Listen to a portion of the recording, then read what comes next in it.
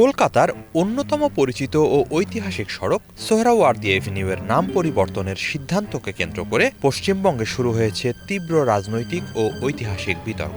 Park circus সংলগ্ন এই গুরুত্বপূর্ণ সড়কের নাম পরিবর্তন করে বিতর্কিত গোপাল মুখার্জির নামে গোপাল পাঁঠা রোড রাখার সিদ্ধান্ত নিয়েছে কলকাতা পৌরসভা কেএমসি। এই সিদ্ধান্তকে ঐতিহাসিক আখ্যা দিয়ে স্বাগত জানিয়েছেন পশ্চিমবঙ্গের বিজেপি সরকারের মুখ্যমন্ত্রী শুভেন্দু অধিকারী। সামাজিক যোগাযোগ মাধ্যম এক্সে দেওয়া এক পোস্টে শুভেন্দু অধিকারী বলেন, এটি ইতিহাসের একটি ভুল সংশোধনের পদক্ষেপ। তার দাবি, সোহরাওয়ার্দী একসময় ক্ষমতার অপব্যবহার করে সাধারণ মানুষের ওপর সহিংসতা চালিয়েছিলেন। এতদিন কলকাতার প্রধান একটি সড়ক তার নামে ছিল। এবার প্রকৃত নায়ক গোপাল মুখার্জিকে সম্মান জানানো হয়েছে।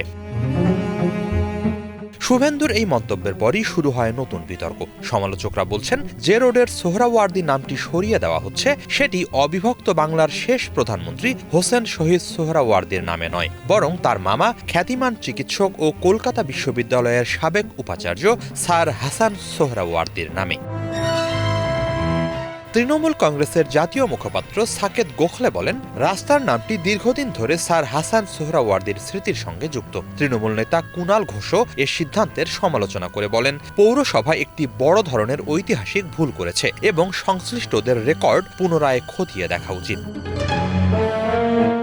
ইতিহাস বলছে, ১৯৩৩ সালে স্যার হোসেন সোহরাওয়ার্দী জীবিত থাকাকালীন শিক্ষা ও চিকিৎসা জগতে ব্যাপক অবদানের জন্য পার্ক সার্কাস থেকে কসাইপাড়া লেন পর্যন্ত সংযোগকারী সড়কটির নাম তার নামে রাখা হয়। তিনি ১৯৩০ থেকে ১৯৩৪ সাল পর্যন্ত কলকাতা বিশ্ববিদ্যালয়ের প্রথম মুসলিম উপাচার্য হিসেবে দায়িত্ব পালন করেন। তিনি ছিলেন royal college of surgeons of ইংল্যান্ডের দ্বিতীয় মুসলিম ফেলো।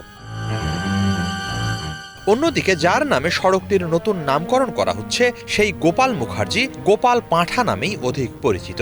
১৯৪৬ সালের আগস্টে ভয়াবহ সাম্প্রদায়িক দাঙ্গা গ্রেট ক্যালকাটা কিলিংসের অন্যতম মুখ ছিলেন তিনি। কলকাতা পুলিশের নথিতে তিনি দুর্ধর্ষ অপরাধী হিসেবে চিহ্নিত ছিলেন। ১৯৯৭ সালে বিবিসিকে দেয়া এক সাক্ষাৎকারে গোপাল পাঁঠা নিজেই দাঙ্গাকালে তার বাহিনীর সহিংস কর্মকাণ্ডের কথা স্বীকার করেন। তিনি বলেন, তার অনুসারীরা অসংখ্য মানুষকে হত্যা করেছে, এত বেশি যে তার হিসাব নেই। দাঙ্গাকালে একজন হিন্দুকে হত্যার বিপরীতে ১০ জন মুসলমানকে হত্যার নির্দেশ দেন তিনি।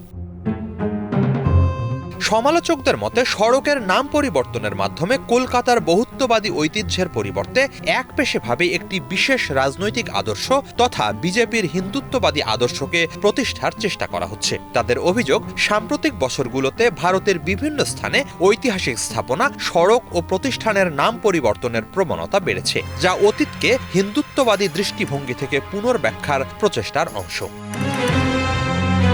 অন্যদিকে এই সিদ্ধান্তের সমর্থকদের দাবি, বাংলার ইতিহাসে হিন্দু সমাজের সংগ্রাম ও প্রতিরোধের অনেক অধ্যায় দীর্ঘদিন পর্যাপ্ত গুরুত্ব পায়নি। গোপাল পাঁঠার মতো ব্যক্তিত্বদের স্মরণ করার মধ্য দিয়ে সেই সব ইতিহাসকে সামনে আনার চেষ্টা করা হচ্ছে। হিজল জোবায়ের, বাংলা ভিশন।